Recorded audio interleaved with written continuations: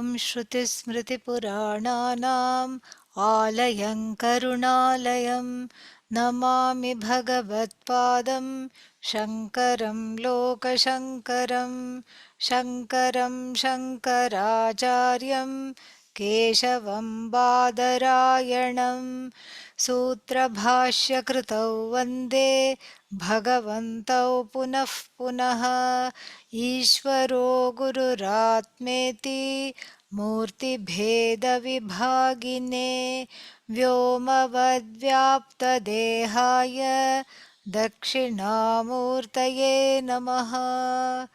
गुकारस्त्वन्धकारो वै ऋकारस्तन्निवर्तकः अन्धकारनिरोधित्वात् गुरुरित्यभिधीयते। ॐ सहनाववतु सहनौ भुनक्तु सह वीर्यङ्करवावहै तेजस्विनावधीतमस्तु मा विद्विषावहै। ॐ शान्ति शान्ति शान्तिः।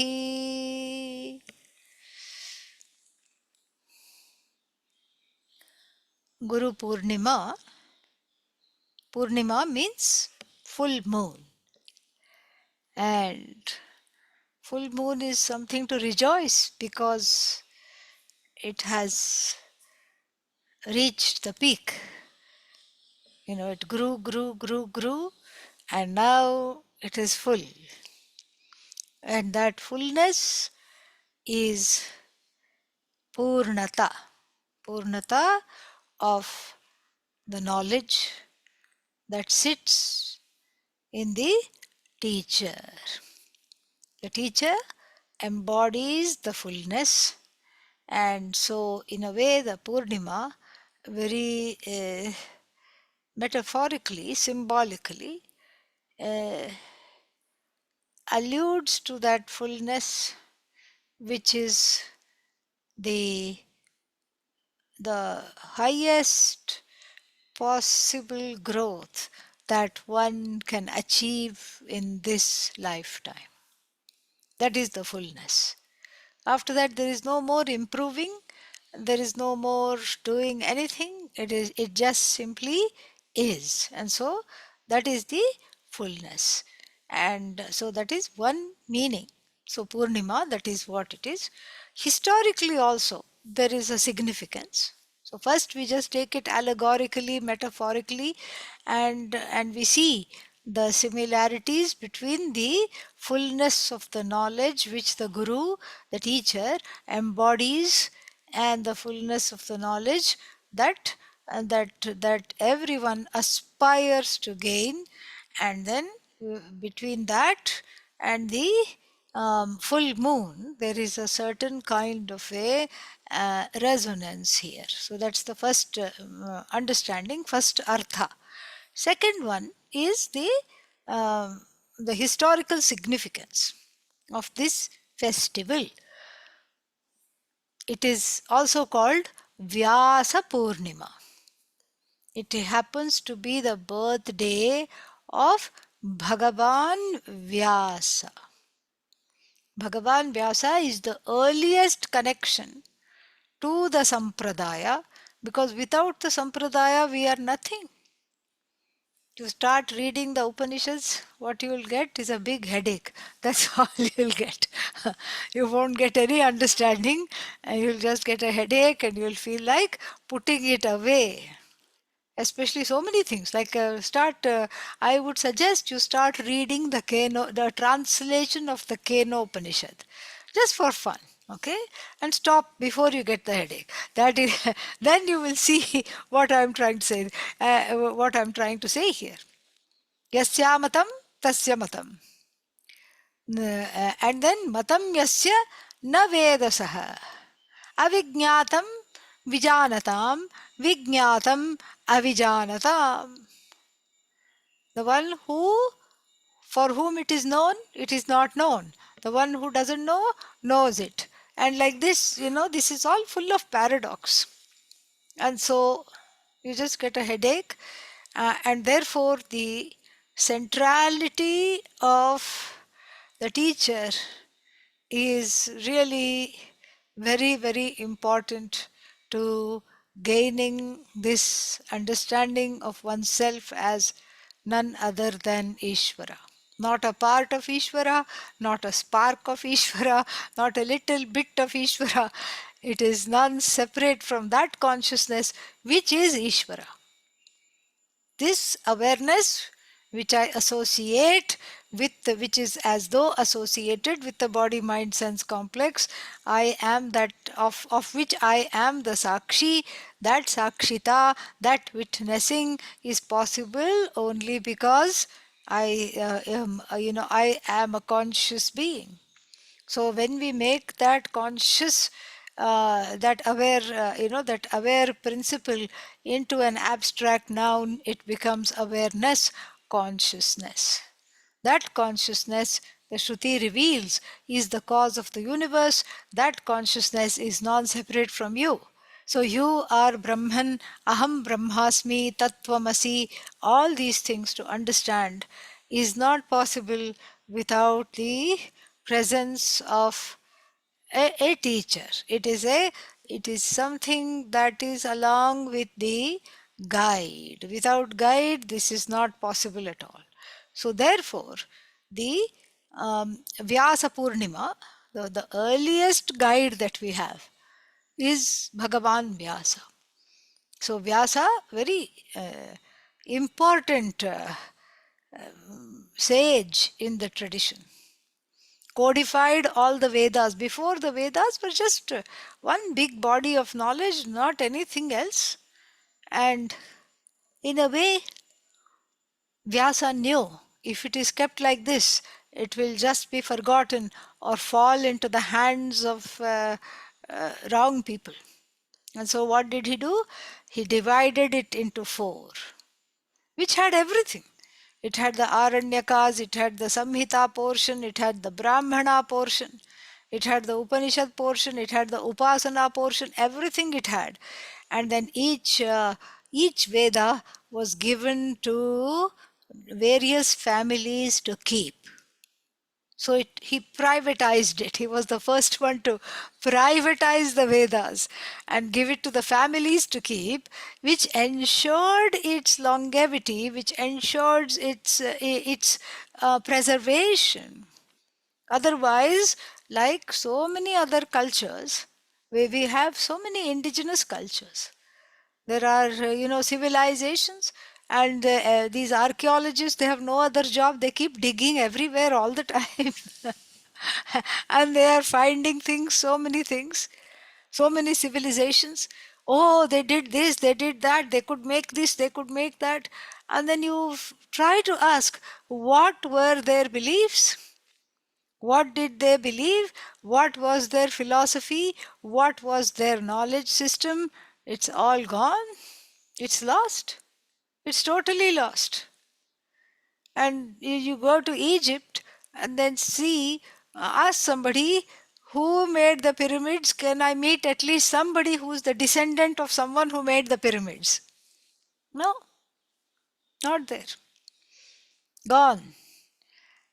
Gone means lost in time.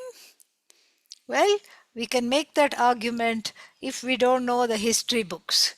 If we have studied history, we know that the whole imperialism, colonialism, the colonial desire to loot other countries for money and make them into subjects required that whatever they relied on for strength, namely the knowledge bases, had to be snatched away from them. And this is what we have here. We don't know how, we don't have a single live descendant of the Mesopotamian civilization. We don't have a single live descendant of any other indigenous civilization. All the indigenous, they are all trying to patch up whatever they knew, whatever their ancestors knew, and bring it to life. It's a very rank form of violence. And because of this widespread colonialism, all this was lost to humanity. Except we have been very, very fortunate with the Sanatana Dharma, because the Sanatana Dharma was in each person's head. Thanks to Lord Vyasa. See? That's why we have to celebrate his birthday. Thanks to Lord Vyasa, it is in the head. So if it is in every head, how many people are you going to kill? How many people can you destroy? It's in the head of small children also. Last 2 weeks we had a camp of small children who were chanting the Vedas. They are carrying all the Vedas in their head. You just start them, make them chant, and then until you tell them to stop, they won't stop. They'll keep on chanting. And so this way we have to, we have to commend the foresight of Bhagavan Vyasa. He knew that it's not always going to be the same. He could perhaps see that from Alexander not so great all the way to not so great Britain, that people will come and try to weaken the masses by taking away what is dearest and what gives people the strength. And so this way our tradition was preserved. It is a vision and a way of life, and both of them were preserved thanks to Vyasa. So Vyasa also is the author of all the 18 Puranas and so many other things. And so therefore, a highly venerated sage. This is something to very, very important. And lest one think, and there are certain people who think this, it's kind of natural to think this, especially if one has a research background or an academic background, that all this Vedanta, all the Hindu dharma, etc. is very, what is that word? Brahminical. Brahminical. This we hear in all the books of academia, academia I call it. So we hear this, Brahminical that. Vyasa was not a Brahmana and still he is venerated. Definitely venerated at the top of all the sages, because this is our link to Sampradaya. And we do not care about the birth or the circumstances of the background of the person. What we care about is whether they know. That is all what it takes to be a sage. Anybody can know this, and provided one has the prerequisites, which are all internal, a certain way of being, a certain calmness, tranquility, etc., and then that is all that it takes. And so Vyasa is venerated for many reasons. This is one of them. His contributions and him being the first link to what we call Parampara, Sampradaya. Sampradaya means that which is given to us. This is received. This is not something that is just, what is that called? Gained by oneself. It's not gained by oneself. It is received. Because it is not possible to gain by oneself.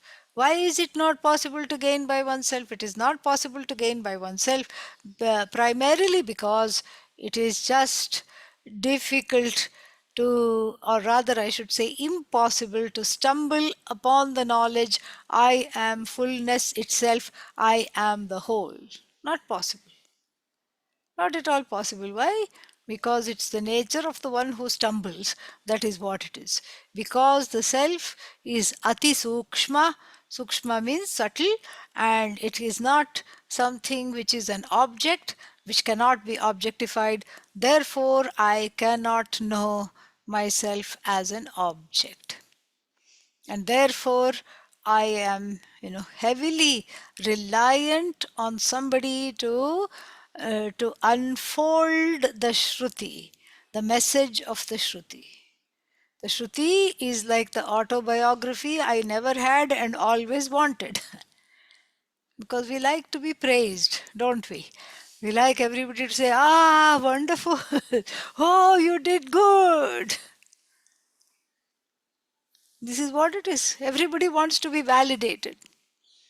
But then the autobiography that one writes is one of continual, what is that called? Invalidation.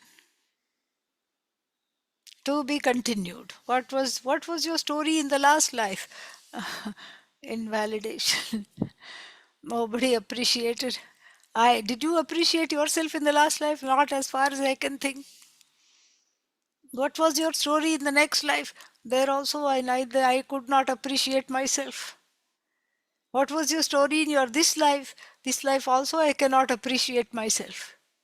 And therefore I want everybody to tell me how great I am because I am unable to see that. I want everybody to be my mirror. What's wrong with this picture? 8 billion mirrors, wonderful.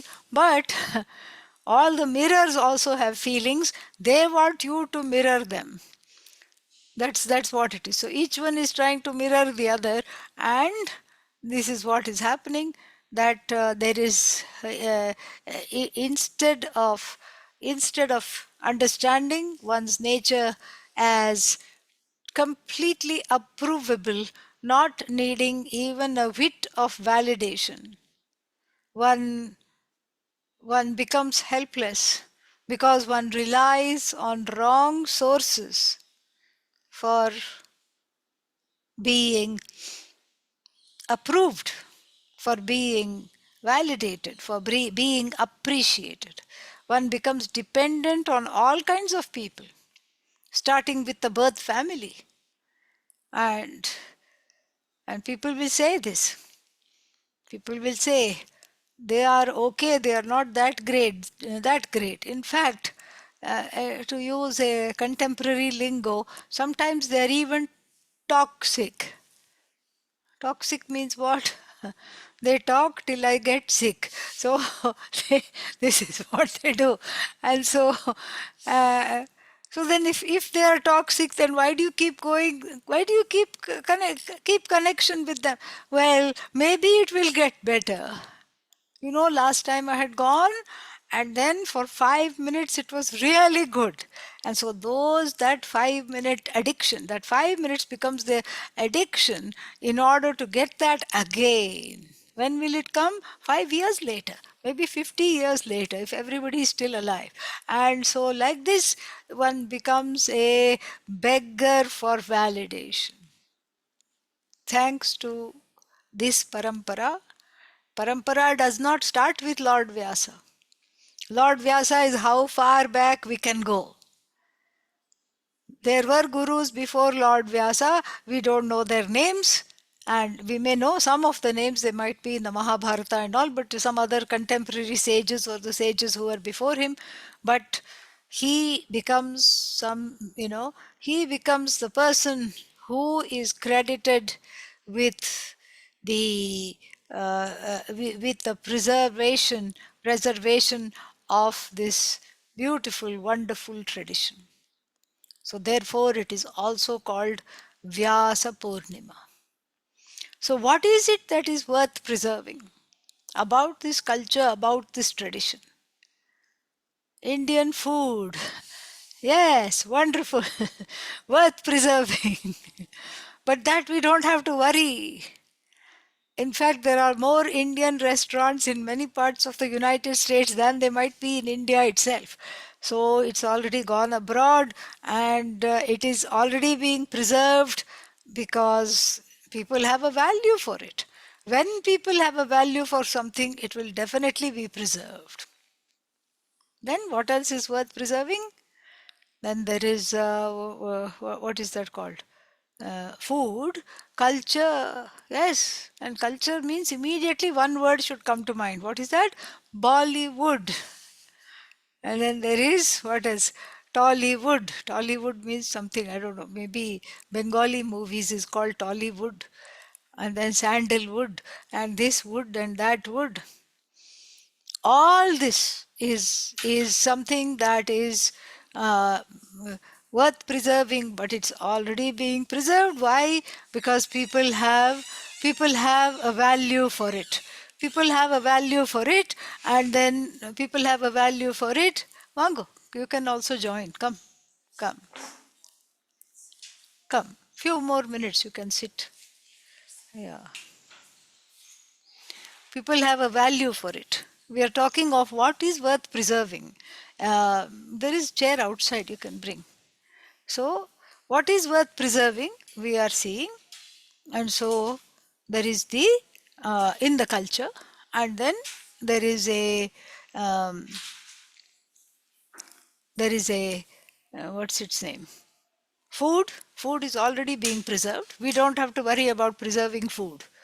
There are more restaurants than we can think about even. And then what else is worth preserving? Culture. Bollywood, this wood, that wood, any wood. They would if they could. One more chair we can bring from somewhere in the photo gallery or something. You can do that. Yeah. Okay. Yeah. So you will stand. It doesn't look nice. Yeah. Yeah. Sit. Then like this, and then we can say we should preserve dress, the uh, the dress in the culture and the tradition. That also, yes, worth preserving, but that's also already being preserved. In fact, all the things which people are preserving, we don't have to worry about it all. There's only one thing to preserve, which is easy to miss, and that which is easy to miss is the truth of the self. Elusive, why? Sukshmatvat, ati sukshmatvat, because it is extremely subtle. Then there is, because of that, one misses. Because it is oneself, one misses. One misses because it is oneself. And so therefore these are the things worth preserving, and Lord Vyasa assured us that this is what has to be preserved, and that is why we venerate him on this day, Guru Purnima, because of this Parampara. Para means that which came before. Apara, that which is coming after. Para plus apara, parampara. One meaning. Para, superior, because the teacher is superior. Avara is still inferior, waiting to become superior. So this is another meaning, para and apara. Or we say sampradaya. Sampradaya means that which is given very nicely and properly. That which is given properly, this is what is sampradaya. It is handed over. In that handing, there is a grace, because it means that it is handed over fully. Why is it handed over fully? Like the Purnima, the knowledge is full. The knowledge is akhanda. Akhanda means it cannot be broken up into parts. It is whole. It is wholly handed over, because that is the nature of oneself, and that oneself here is called Brahman in the Shastra. And then that which is Brahman is it is existent. It is there. If it exists, it is knowable. Okay, because if it is exists, it has to be knowable. You can't say it's not know. It exists, but you can't know it. There is no such thing. It exists. Even black hole is knowable. Even sitting here, we can measure, with the help of telescope and other such methods. So if it exists, it must be knowable. If it is knowable, it must be communicable, teachable. This is the basis of the handing over. So that it is this Brahman as myself, as wholeness itself, limitless Brahman is handed over, means what? It exists. and it is knowable, and it is communicable. There are many things which are knowable, which are not communicable. Like the taste sweet. How are you going to communicate? Sweet? Huh? Describe sweet. That's all you have to say. Or you have to say, please go to the dining hall when there is some bhandara. Taste this. Then you will know. But you can't really say. Sweet means what? You can't say. It is knowable, but it is not communicable. But Brahman is fully knowable as oneself and fully communicable. Thanks to what? Shruti. But the Shruti is what? Shabdarashi. Heap of words. And that has to be activated. And the Guru is the one who activates. That is why it is Gurupurnima. Guru is the one who activates the Shruti in the form of a live pramana. Live pramana. And the Shishya is one who is Shikshana Yogya. Yogya means worthy of receiving this knowledge. So Shikshana Yogya, Shishya. And so the Shishya must have a mind to take in that whatever is given. And that's how it is handed over. That's why the mind is prepared for 9/10 of the time and 1/10 is the handing over. So this is the Parampara. This is why it is teacher dependent. The teacher is the one who unfolds the Upanishad, because the Upanishad will say something very briefly. The Upanishad is a lady of few words, and what will she do? She will just say something briefly and go away. And then the teacher will interpret the Upanishad not according to his or her own ideas. Oh, I think I'll see this meaning. No. You see what Adi Shankara said. You see what Vyasa said. And that link, this unbroken link. Unbroken why? Because we are all here. That's why it is still unbroken. We are here in the ashram. We are studying this knowledge. We are teaching this knowledge. We are enjoying this knowledge. Therefore, it's an unbroken link. And in this unbroken link, there is a certain safety. That's why it is not a cult. This is not a cult at all, because even though we praise the Guru and we have a special day to commemorate and applaud the work of the Guru, it's like, what is that? Mother's Day, Father's Day, Guru's Day, that's all. Even though we praise the Guru, but really speaking, it's not the individual. The individual person with a certain gender, man, woman, or a certain face, or beard, no beard, or what else, certain gait, certain habits. That is not the Guru. In fact, if we look at the Guru from that standpoint, the knowledge takes a back seat. We become obsessed with what are they doing now? How are they sitting? How are they eating? Do they like me? Do they not like me? This is what starts to happen. So therefore, in the tradition, we dispense with the Guru's personality. In the beginning, what attracts is the personality. That is frankly the case.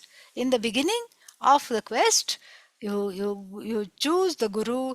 One chooses the Guru more often than not on the basis, unless one has inherited the Guru from the family or something like that, one chooses the Guru based on the personality.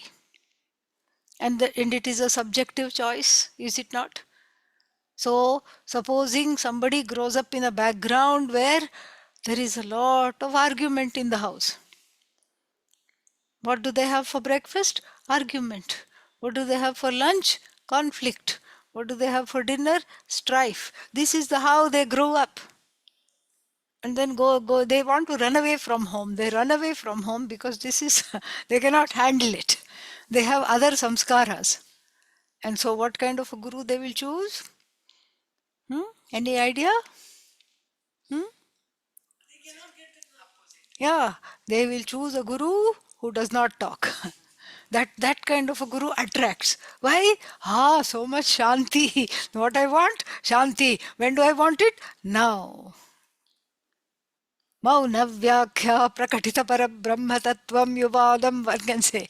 So one chooses a guru when the heart is given away to the guru who doesn't talk. Nothing wrong. But then the thing is, this has to be communicated some way. So if you choose a guru who doesn't talk, then and the whole thing is based on talking. The whole Shastra is based on talking. Words, pramana is in the form of the words. And the words are not the words of the individual, they are the words of the parampara. They are ancient words. The paddhati, the pedagogy is also ancient. The words are ancient. So then, even though in the beginning one may choose the teacher because of a certain resonance with the personality, what the Shastra encourages is to drop the focus on the personality and then connect with the person. The guru, the personality, is an individual. And we are not interested in that because those are all what? Mithya. Yeah, that is all mithya. That is not satyam. So what are we interested in? We are interested in that which is satyam, which is truth, which is real. And so we learn to, this is our own, what should I say, maturity. Our own maturity in the process of discipleship is to drop the focus on the personality of the teacher and focus on the person, which is Purusha, Ishvara instead. Therefore, what do we say? Gurur Brahma, Gurur Vishnu, Gurur Devo Maheshwaraha, Guru Sakshat Param Brahma, Tasmai Shri Gurave Namaha. We're done, finished. Guru is Brahma, Guru is Vishnu, Guru is not this person with two legs, doing this. Because if we keep focusing on the personality, then what? We will start seeing flaws. Guru did not look at me. Guru did not validate me. Guru did not give me prasad. I stood for such a long time. Kuch prasad nahi mila. I did not get prasad. Everybody else got. And so this way we keep finding flaws. Maybe they are not teaching the right thing. And like this. So to help ourselves be totally focused on the teaching, and to use the guru in the way that the guru should be connected to and related to. The growth in the discipleship is to drop the personality of the teacher and focus on the person. And the same thing that you do for the teacher, you do to yourself also. You drop your own personality and focus on the person. Personality is enjoyable. Just like when we relate to Lord Krishna, the personality is very enjoyable. Flute, oh, very nice. Murali Dhara, Kunja Vihari, Pitambara Dhari, wearing yellow clothes and just dancing, playing the flute with that, what is that? Peacock feather. And then baby Krishna, naughty. You don't want an obedient baby Krishna, no fun. He has to be naughty. And so also the adult Krishna is also plenty naughty. And so that naughtiness and everything, it just becomes, the personality of the Gita Acharya, the teacher of the Bhagavad Gita, becomes what? Something enjoyable. Something enjoyable. And in the Bhagavad Gita also we will see Arjuna going through this transformation. In the beginning, he's fixated on Lord Krishna as a friend, oh, we both went and we threw stones at the mangoes of somebody else's trees and we climbed this and we jumped into the river, all these things. But later on, he understands. Later on, his surrender also deepens. That is why we love the Bhagavad Gita so much. Which chapter are you on now? Third chapter. Yeah, very nice. So you'll see. Yeah. Yeah, very good. Finishing almost the third chapter.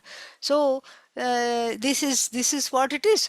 In the Bhagavad Gita we see in the beginning of the third chapter he asks a very almost an insolent question. It is made polite, but it is still, why are you making me do this? This is what you would ask a friend. Why are you doing this? Why are you doing this to me? But then his questions get more respectful, his questions get more sophisticated. We can see that transformation. When that transformation is complete, then the teaching can take place. So the guru is a what is that? An invitation for the disciple to undergo that transformation. The guru becomes a stand in for what the disciple cannot see in herself or himself. That is what happens. So, I want to be like this. I want to be tranquil. I don't want to be judgmental. I don't want to be unkind. I want to be compassionate and I want to be accommodative. Where?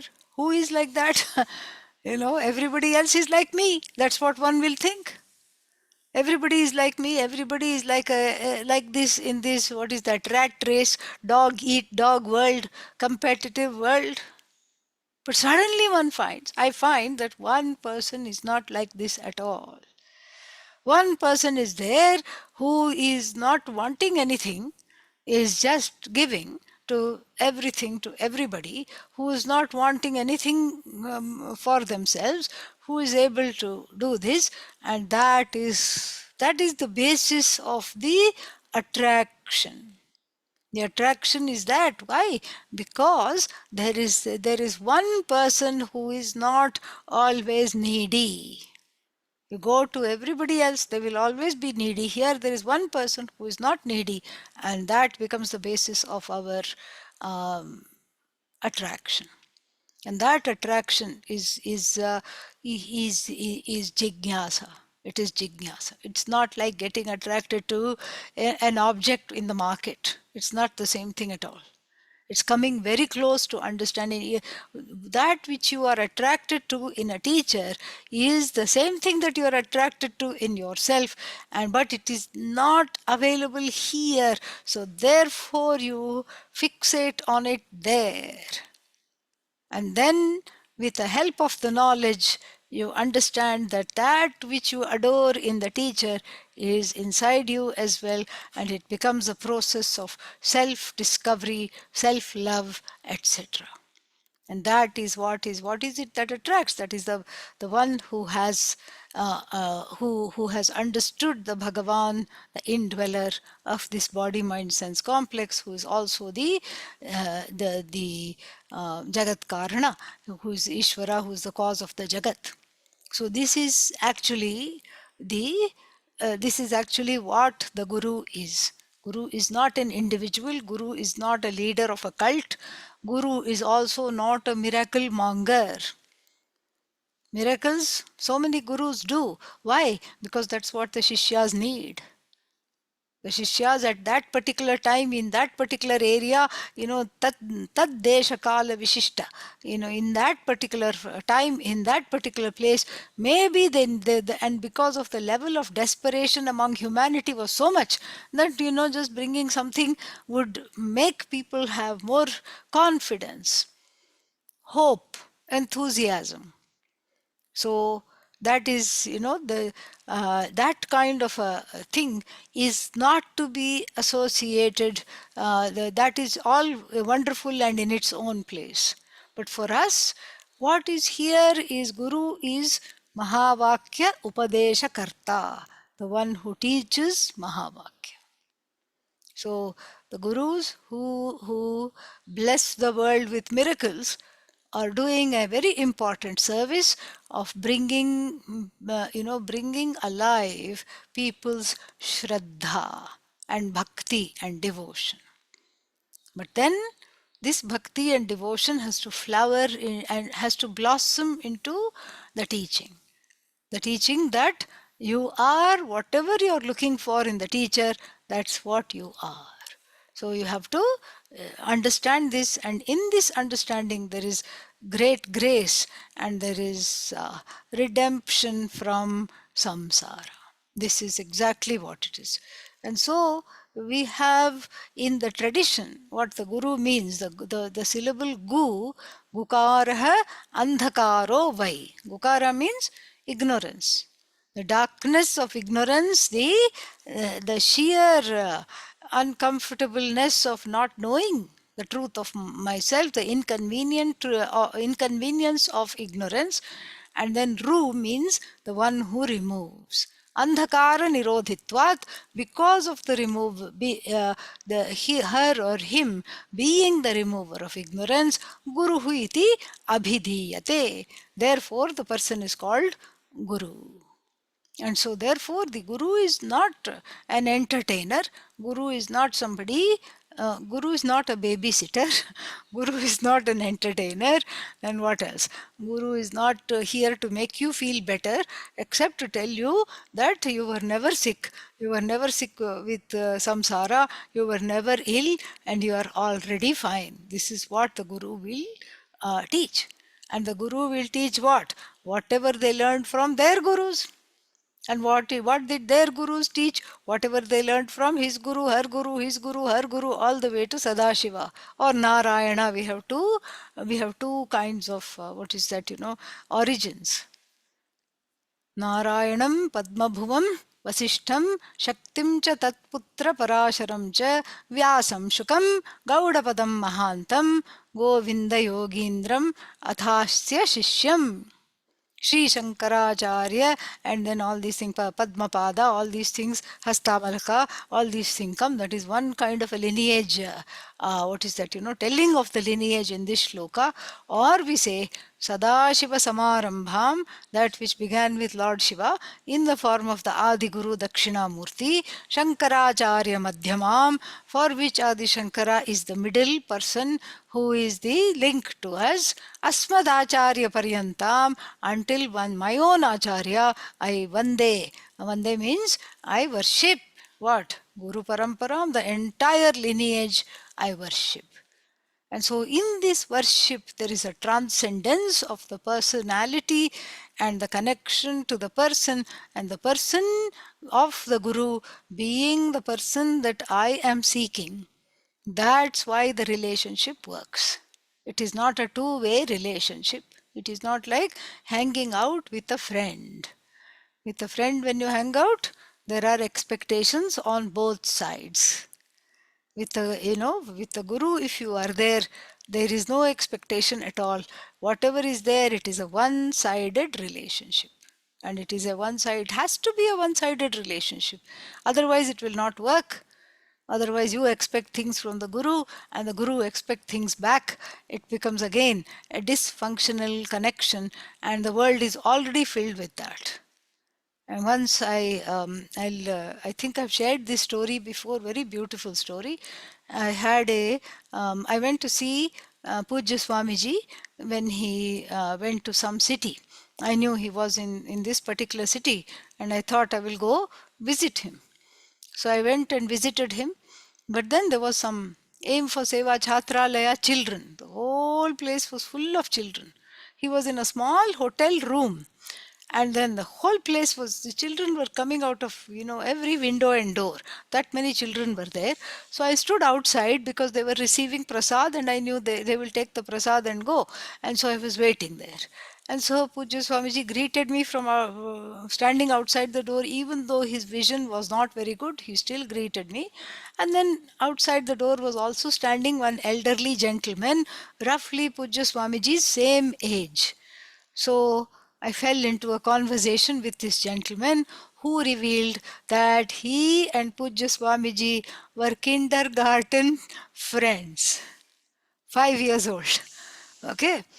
And so they were together, And so, of course, I was very curious. I said, how was Pujya Swamiji when he was a small boy? And he said he was very naughty and he was this, he was that. He used to not listen to anybody. All these things he told, but he was very brilliant in his studies. All these things that he was telling me, this gentleman. And then he said, I have followed him everywhere and I attend his retreats and I attend his lectures and everything. And I'm so happy with him. I'm so proud. The whole village is proud. We are all so happy. He says, but there's only one problem. And I said, what is it? He said, this attachment to him just won't go. I don't know when it just won't go at all. And Pujya Swamiji, who was hard of hearing, who could not see very well from inside here, and I was standing with this gentleman outside the door, he looks at me and he says, it's okay because it's all one-sided. So, huh? Yeah. Guru doesn't have a type. If the Shishya has attachment, it will drop because that is what the whole thing is. Yeah, that Pramanya Buddhi was there for him. He never gave up on the Shastra. That's why he never gave up on individuals. So even this man at 83 years old, 83-year-old man who knew Pujya Swamiji from 5 years old, he said, it doesn't matter if you have if he has, he spoke about him in the third person. He was talking to me and he said, doesn't matter if he has that, it's only one-sided, so it's perfectly healthy, it's okay. And so that taught me a lot. Suddenly I just said, oh, so many things fell in place. Everything fell into place. And it is just very, very, very beautiful. And if we are able to keep this relationship alive and keep the relationship from falling into a kind of what is that, samsara type relationship, then it becomes extremely valuable and extremely valuable and extremely worthy of extremely worth it, worthy of cherishing and worthy of continuing for my own sake. For my own sake, this one relationship I keep pure. How to keep it pure? By not bringing in the usual recriminations, complaints, dissatisfactions, and what else? Problems, transference, projection that mark that are the hallmarks of the samsaric relationship. This is one place where I sweep and keep it away. For that we need Bhagavan's grace, for that we need Guru's grace, for that we need the Shastra's grace. Above all, we need Atma Anugraha. Atma Anugraha means I have to know that I deserve this knowledge. And when I really understand and know that I deserve this knowledge, then what will I do? I will not mess up this one relationship. I will keep it pure. Why? Because there is something in here for me which is very, very dear. So first that Atma Anugraha has to flow. And we can't say, oh, Guru Anugraha is not there, Bhagavan's Anugraha is not there. All the Anugrahas are there in full measure. Is Atma Anugraha there? We have to ask. If Atma Anugraha is there, then all the Anugrahas in various form will flow. Atma Anugraha is like a cork. And when that is opened, it allows for the flow of grace. It is all grace, grace, grace, all the way. And with that we can conclude. I can take a couple of questions if you have, otherwise we can just stop. Om Purnamadah Purnamidam Purnat Purnamudachyate Purnasya Purnamadaya Purnamevavashishyate. Om Shanti Shanti Shanti. Harihi Om Shri Gurubhyo Namaha. Harihi Om. Any questions are there, you can ask, otherwise we can stop. Poor things, you all came for some other reason and you became a captive, you became a captive audience. Yeah. they they just walked in for I don't know what, but they became a captive audience. Yeah, yeah. Give the dates. I'll give it as prasad. Yeah. Hmm. Ah, you came to invite me for the function. Oh, wonderful. I- Okay, when is that? 8 o'clock. Oh, after the Adhisthana Puja. Okay. Okay, 11:30. I think I'll be here. So where is it? Oh, lecture hall. Okay. I will definitely love to come and see whatever people are doing. Last year we were not allowed to do anything. Swamiji said, no, no, no, quick, quick, quick, quick, quick. Nothing, nothing, nothing. No fanfare because he's just so many people wanted it. But then he pointed out that this is all just a serious pursuit and there is no reason for all this. Let everybody study. But still, people did a lot of things. People did not say anything. And then once they had him in the room, they started to do things. And they made a note to self. Don't give too much information. Just do whatever is there. And I think you have understood that very well. This group has understood that. I'm happy. Yes. Wonderful. He will be fine. Yeah.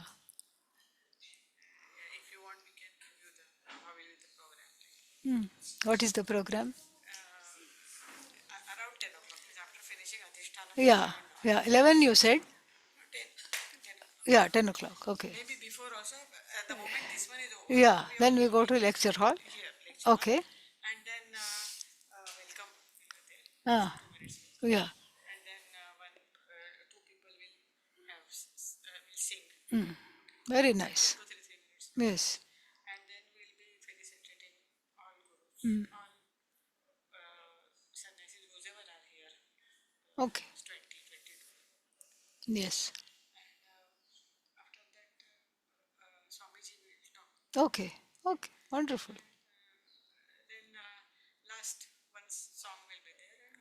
Wonderful. I look forward to it. Thank you. Om Namah Shivaya. Om. Yeah, well, tomorrow you will hear all this and more. Yeah. Om. Yeah, yeah, no, no problem. Everything is wonderful. Yeah. Take care. Om Namah Shivaya. Om. Somebody else came. It was Vimuktananda. Is she there? Is she there? Yeah, if you find her, please send her. Yeah. Om Namah Shivaya. Happy Guru Purnima to everybody. Yes. May it be full of. Okay, no problem. Thank you. Yeah, yeah, you can tell her. Yeah. May the Guru Purnima be filled with all kinds of wonderful things for you, filled with knowledge, filled with prosperity, filled with inner and outer abundance, and filled with just the very joy of your being. That is what I pray. Okay? Yes, wonderful. Glad that you are all here. Very, very nice. All the best. Praveen, is this that's all you had in mind, right? We are done, right? Yes? You blessed us in abundance, Swamiji. Thank you. Yes, yes.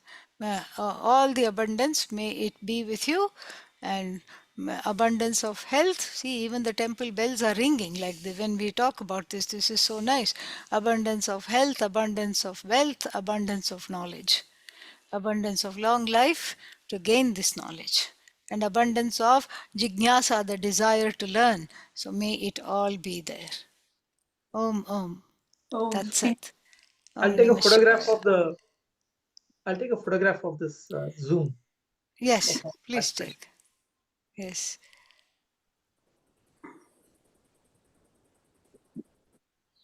There.